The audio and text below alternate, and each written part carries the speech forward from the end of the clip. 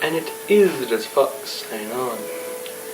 And for today's episode, we are going to be kind of juggling a couple series between my Civil War scenario series, and we are also going to be doing a agriculture's history series. So we're going to be doing a whole history-like documentary per episode of this series. Hope you enjoy. But let's set up our first few rules. No particular timeline or history. Put that right up there. Why is this? Is because the vast history of agriculture, old agriculture through hundreds of history and how plants, animals, and farms grow, we can't really pin it all down. We can pin most history and how it kind of evolved and through everything like that.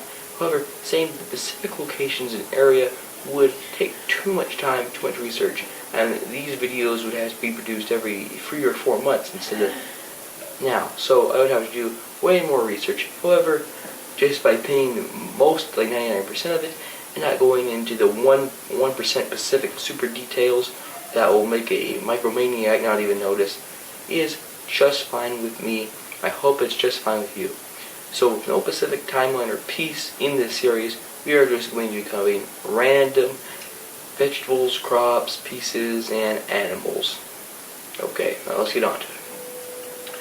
So obviously, while doing the research for this video, you see, I didn't really know what to do, and that was kind of, a little difficult here and there. So basically, I decided that recently we had a rooster die, so I said, hey, why don't we do the history of chickens? Now, this may sound boring, however, the history of chickens is one of cultures, wars, trade deals, and there's a lot that goes into trading for farms, animals, crops, because it's the key piece what allowed humanity to survive and thrive. Okay, so if we could please get up our whiteboard. And before we move further on to the history of the chicken, we have to first understand its biology. So, please, I would like a board of the chicken's biology. There is chicken's biology right there, and there's the organs, everything like that.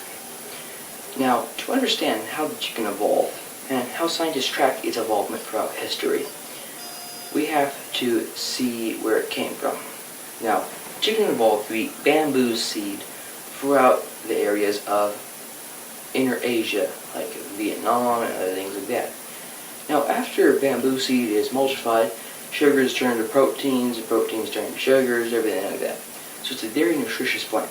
So the chicken was basically evolved to breed in mass, and at the same time, very much easily pretty much eat anything, and specifically seed and grains on the ground. This made them very easy to cultivate. So, since we have these biology down, which is very important to the conversation, let's get off this. Let's please get up our map. Now, if you are Asian, or you're Asian related, or you're in Asian culture, you know how important chicken is. So basically, this is obviously why it is, because the chicken's cultivated in Eurasia and Inner Mongolian Asia. So basically, all over China and Vietnam. However, the Mongol societies do not have enough technology to properly cultivate the chicken into what it is today. So it's a waiting game. Now, if we wait about, let's say about 500 years, and we develop the first cities, we have to go to ancient Iraq. And we have to go to the city of Ur, one of the first known cities to exist. Now, the ancient city of Ur cultivated these chickens but had a hard time, even though they're aware of them. This is where we see chickens en masse starting to spread. Okay, now let's turn it up a little bit and let's go to Egypt. Now when we're at Egypt, we have to show a picture here of how they cultivated chicken eggs and more chickens. So obviously it was very hard way back when, and if you have chickens, it's obviously, as you know, very hard to get babies. Specifically because they die in quite large numbers. Out of 100 you might get 20 surviving. And obviously you can't get much meat and eggs out of that. So, and it's very actually rare that you actually get an egg and a baby.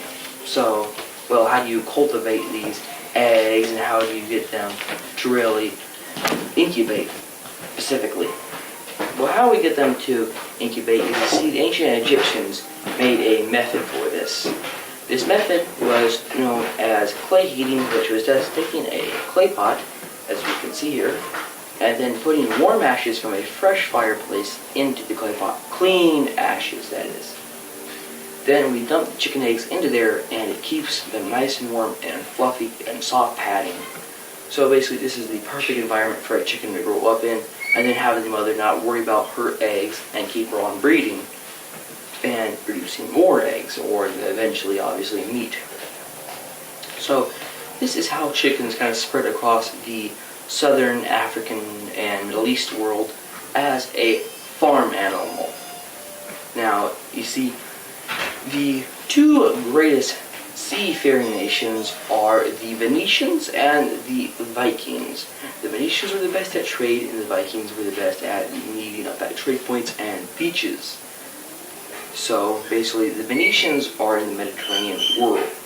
Now, the Venetians traded for chickens with some unknown object until later. So obviously, the Venetians went down and traded with the Egyptians for chickens and the science of how to agriculture chickens. However, other than the Venetians, it was very hard to kind of farm chickens per se. So we really don't see that much chicken farm animal cultivating per se.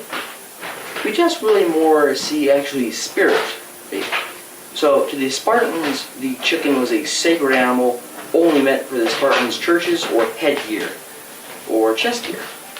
So that's pretty incredible to think a Spartan had a rooster on his chest, and it's almost kind of dirty to think. However, way back then, obviously, cockfighting, rooster fighting was all the entertainment of the day. It was their version of WWE. So basically, we didn't actually see in the Mediterranean world, per se, very much actual farming with chickens. So now we go to the Venetians later, and obviously the Venetians want to spread agriculture crop all around the world. So the Venetians specifically take a trade route, and they go to Sweden, Iceland, Finland, that area. So let's please pull up the map. Now that we have our map, we really have to see how the trade route went. So the trade route went into inner Sweden, and you see the Venetians said, we have a demand for a animal for harsher conditions than a chicken. The Vikings said, well, we have that. So it's a goat. Now, a goat can survive in almost any conditions, and the way their stomach acid and brain is built, basically they can eat glass and get nutrition. So basically the Vikings said to the Venetians, okay, let's trade. And the Venetians had to trade on them, obviously, chickens. Since they were so largely cultivated in the southern, almost African hemisphere, that basically they had so much chickens that it was unbelievable. So the Vikings traded chickens for goats. And this is how goats got brought into the Middle Eastern world, which we'll have another video on. Now there's huge wars over chickens and the Spartans, because the Spartans thought it was terrible to eat a chicken. And later, way later, in the medieval century, we actually see chickens becoming the most changed, different, and diverse animal we have until this day, because people were experimenting with different chickens for different areas all around the globe.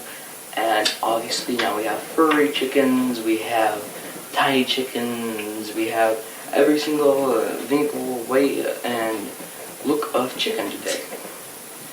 Hope you like this video. Next video will be about goats and how cheese spread across the world. And we'll be doing this series for a long time. Please like, subscribe, comment. And it is Fox signing off.